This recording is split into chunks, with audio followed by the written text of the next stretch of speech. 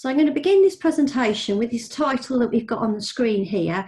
And I chose this title of a dissertation just being a big essay because over the years, this is what my opinion has been when people have talked about doing dissertations or marking dissertations and dealing with students.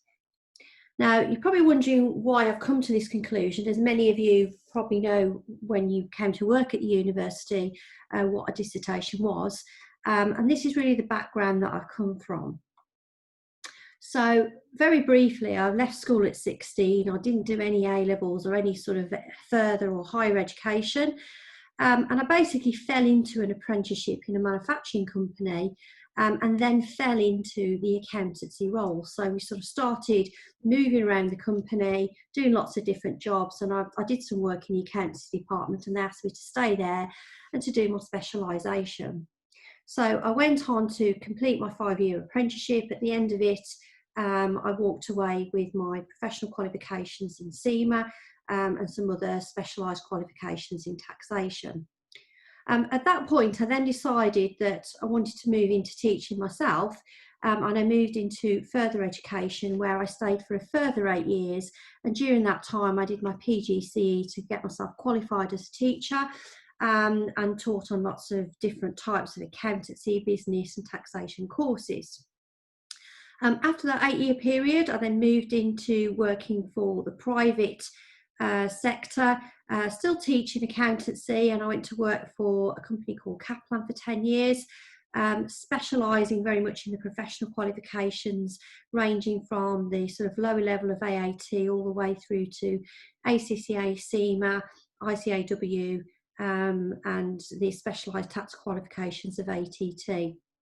And then after 10 years, I sort of thought, well, you know what, I'd quite like to get back into the public sector, and that's when I moved to work for BCU in higher education, and that's where I'm currently working in the Bliss department. So why am I telling you all of this information? Well, you can see from my background that I've not done A-levels, I've not been to university. Until very recently, I've never worked at a university. So my perceptions of what a dissertation was all about are probably very different to what the reality is. And the longer I've sort of spent with dissertation students and talking to other lecturers at the university, I've realised that actually this is very much the case. So this brings me to why I decided to do this CEDA course. Being new to higher education, having never completed a dissertation, never had to supervise a dissertation, I found myself being asked to do this job. Initially, because I thought it was just a big essay, I thought, yeah, I'll be great at this. I've got good communication skills. I'm very organised. I can manage a group of students quite easily to get them to write this big essay. And I've got quite a good background in terms of I've been working in the accountancy profession for a number of years. I know quite a lot about the industry and the ins and the outs, changes that have took place, etc. However, having been given my first dissertation student just over a year ago, I realised very quickly that what I thought a dissertation was all about was actually nothing to do with the reality.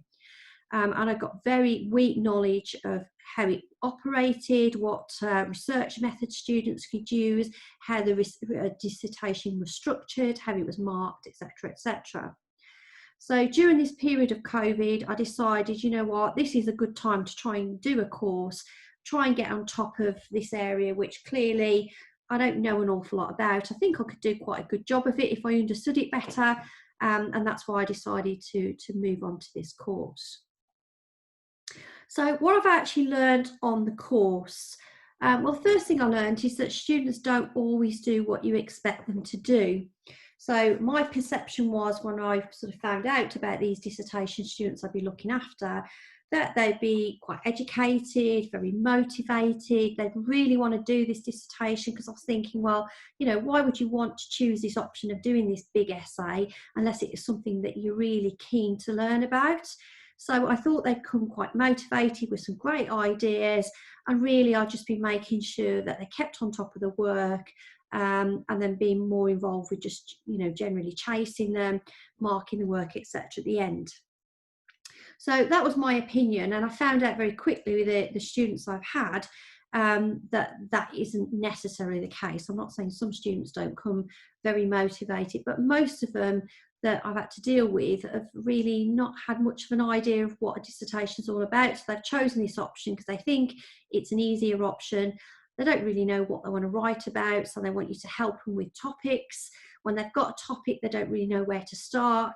They don't really know how to do any research. They don't know how to analyse data, and quite often they don't even go to the lecturers that are set up for them to try and help them do this type of work. So quite often they're not very motivated. I feel that you're constantly chasing a lot of them. They don't respond to emails. They're all very much lastminute.com. And then, of course, to produce a good dissertation, we need some regular work that we can assess, to give some feedback on, so that we can try and get the best out of them. So straight away, it was quite apparent that what I thought they'd be doing and what they thought they'd be doing was very, very different. This brings me on to a piece of work that I read, one of the articles that we sort of had on our list of things that might help us, which was this article about the supervisor being flexible to the students' needs. So this article for GER, which was all about negotiating the Rackety Bridge, was about aligning a supervisory style with student development. And it's really all about, one size doesn't fit all, that we do need to be flexible. Yes, there is some guidance of what we expect students and supervisors to do. Yes, there is some guidance of what we should do in the early stages, the middle stages and the final stages, but it doesn't work for everybody.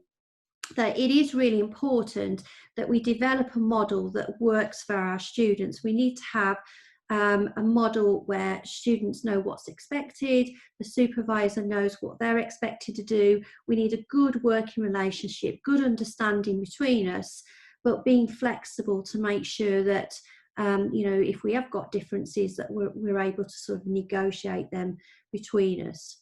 So it's trying to develop this model, encouraging students to reflect on what they've learned, and taking appropriate action in the different circumstances we might find ourselves against. The next thing I learned really was about the topic. I always thought students would come with you with a topic. They'd be very clear what they wanted to research. I didn't expect to really be involved with this. And both the students I've dealt with haven't had a clue what topic to do. Quite often picking something completely random, which is nothing to do with the accountancy qualification that they're doing, doesn't relate to it anyway, and don't really know where to start. So I've had to be involved with sort of guiding them towards a topic. And on this course, I've learned that I do need to be very specific on this topic. We must make sure that their topic isn't too vague, so they can focus on their research, because if it's too vague, then it's very hard to sort of narrow it down to the number of words they need to do and still do a good job. So we need to be clear, what their topic is. We need to make sure we pick something that there's information out there for them to collect. Because I did get one student who chose a topic, and then there was no data out there, so they couldn't collect any financial information. So they then had to change to something else. And I never even thought about this as being a new person involved with dissertations. So I have learned that we need to be specific, make sure that we're choosing something we can write about, something that we're fairly interested in ideally, something we're going to get the right number of words out, and there's data there that we can collect. And then the final thing is that there are different types of supervision. I only ever really thought about one-to-one supervision in the past, but this article that Harrison and Grant did about exploring new models looked at different types of supervision. So rather than just having a one-to-one supervision relationship, we could have a relationship with maybe a number of students and a number of supervisors all at the same time. So we could actually learn from each other. What we could do is we could set up small groups of students with a supervisor of some description in there to sort of mentor the group and make sure it's run adequately. And the students could talk about their findings, and the students could then learn from each other about different methods and what's worked, what hasn't worked, and sort of get a mix of resources rather than just this one-to-one relationship where you're sort of only hearing from one person's perspective. Now, what it said in this article is that many students actually enjoyed doing this. They enjoyed the different resources, being able to bounce ideas off each other. But then other students said they didn't like it because they felt it was quite confusing having a mixture of supervisors. They didn't feel they'd got that same relationship as a one-to-one supervisor. And sometimes they had different styles, and they didn't always like sharing their ideas as such with their other students that they work with, I guess from the fear that they might end up taking their ideas and doing a better job of it. I don't know. But really it just comes back to this same thing that Ger said, is that there isn't one size fits all. We do need to be flexible with the way we supervise, and making sure that, you know, we suit the situation that we are faced with. So to conclude then, what do I think I should do next? Now this course is over, what do I think I should be doing to carry on with improving my dissertation knowledge? Well, it's become very apparent to me that my knowledge was quite weak. I knew it was weak, but I feel that there are a lot more people who work for the university are far more experienced in this. So if I'm going to get better, I do need to learn from my more experienced colleagues, which I have done on the course, but I need to continue to do this. So I would like to, when we can get back to face-to-face, to interact with some of my more experienced colleagues, maybe sit with them when they meet the students for the first time, and, you know, see what they chat to them when they're helping them choose topics, etc.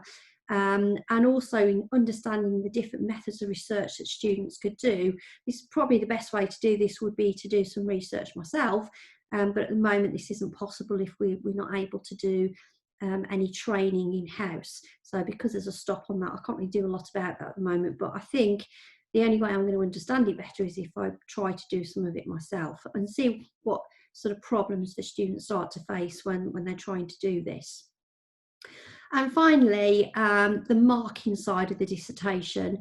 I have managed to get through this year with doing the marking, but I still feel I'm very weak at understanding what we're wanting from the marking system. So for example, if it asks them to do something that's 10 marks, I can read a piece of work and I think, yeah, that sounds absolutely great. But someone else's perception who's maybe seen a lot more dissertations in the past might think it's really good, or it's not so great. So I think I need to sit with other people again a bit more to see what they're doing in their marking process, and see their justification of why they think they need more marks or less marks. Because I think only by seeing a range of dissertations am I ever going to be able to get better at this marking process. So thank you for listening to my presentation. I guess at this point we should ask if there's any questions anybody would like to ask me.